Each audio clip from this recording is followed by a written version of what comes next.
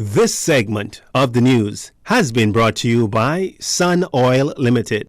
Welcome back. Police are investigating the circumstances surrounding the discovery of an unconscious inmate at the Bahamas Department of Corrections. According to police reports, a 51-year-old male, an inmate there, who is on remand, was found unconscious inside his cell following an altercation with inmates. It is unclear when the altercation occurred. However, reports indicate that corrections officers discovered the inmate around 9:40 a.m. on Tuesday while making routine checks. The inmate was taken to hospital where he is detained in serious condition. Again, investigations are ongoing.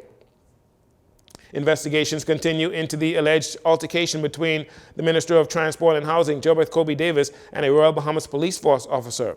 Commissioner of Police Clayton Fernando, in giving an update on the open investigation of the alleged assault, assured the public that police are doing their job, and he explained that some investigations just take a little time. It was back in May this year during the Carnival Road March that Minister Kobe Davis allegedly bumped the officer with her vehicle, causing injury to his leg as he refused to allow her to drive through an area closed to traffic during the Carnival celebrations. Minister Kobe Davis has repeatedly denied the allegations. The officer involved has since hired an attorney to represent him in the matter.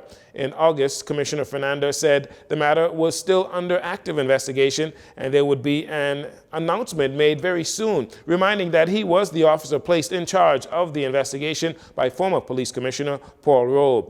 Commissioner Fernando told reporters on Monday that a team of officers have been assigned to review the matter and that he anticipates an update from those officers or investigators in short order.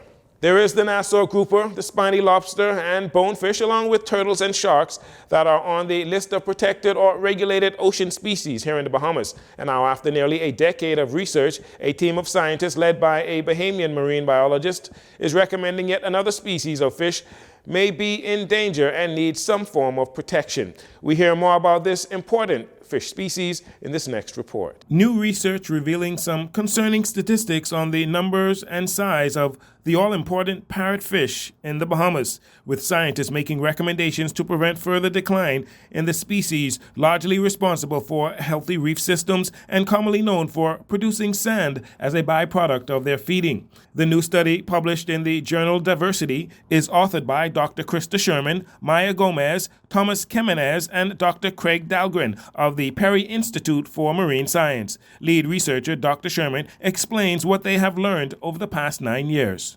We analyzed some data that has been collected around New Providence and Rose Island for a number of years. It's a time span spanning 9 years. And what we saw is that parrotfish populations have changed over time. The things that were most striking is obviously there was a decline that we talked about in the numbers of parrotfish or the abundance of parrotfish. We're also seeing that there have been significant changes to the composition or the different types of parrotfish. And then the other significant finding is that there's been a change in the size structure. So we saw that we're losing a lot of the large adults on some of these reefs. Dubbed Nature's Lawnmower, Dr. Sherman says studies have also shown that the larger adult parrotfish are more effective at keeping the reefs free of microalgae. She explains why residents should be concerned about the reduction in numbers, types, and size of parrotfish in relation to our way of life here in the Bahamas. For the Bahamas, we are a coastal nation, and reefs are extremely important to us. They're our front line of protection against storms, so we need reefs. They're also really important for fisheries, for tourism, so a number of reasons for us to want to make sure that they are as healthy as possible. And parrotfish are really critical components of healthy reefs. Dr. Sherman said they have noticed a disturbing trend happening throughout the Caribbean, and it is now impacting the parrotfish populations here in the Bahamas. Traditionally, parrotfish are not a species that Bahamians target or eat. What we have seen is that there has been sort of a shift over time as we've overfished a lot of the traditional species like snapper and grouper for commercial fishing. So this pattern has been seen in other parts of the Caribbean where you've overfished species and then there's a shift to the next biggest thing on the reef, which in some instances is parrotfish. But we don't want that to happen. We've seen an increase with people that are living here that maybe are from other countries that are used to eating parrotfish, and increase in demand for those. So that, we just want to discourage that fishery from growing to a scale that's not sustainable. Dr. Sherman says while it may be okay for residents to catch a parrotfish for a meal or to feed their family, she and her team are making some specific recommendations to the government to protect the species and ultimately the reef systems.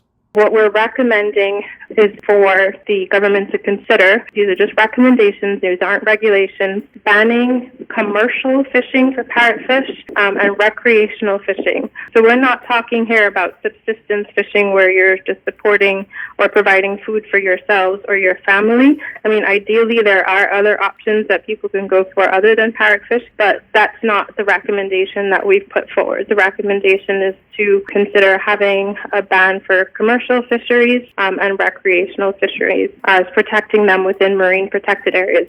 Other countries in the Caribbean, including Belize, Bonaire, and the Turks and Caicos Islands, have already introduced fishery regulations to conserve their parrotfish populations, and now the government of the Bahamas is being advised to do the same. It should be noted that fishermen in some countries in the region, like Jamaica, have rejected the idea of a ban on parrotfish.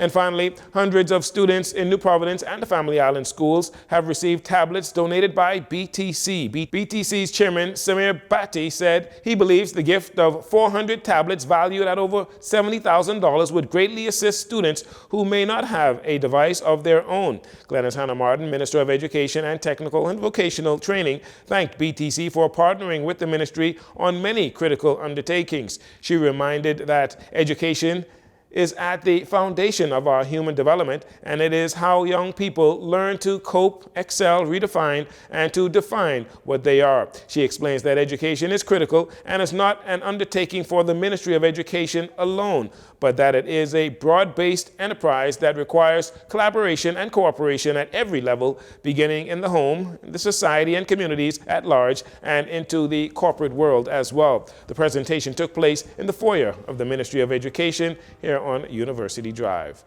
And that'll do it for your JCN Evening News. Once again, I'm Jareno Saunders. It's a pleasure to have you join us. Please do stay locked to JCN. This segment of the news has been brought to you by Sun Oil Limited.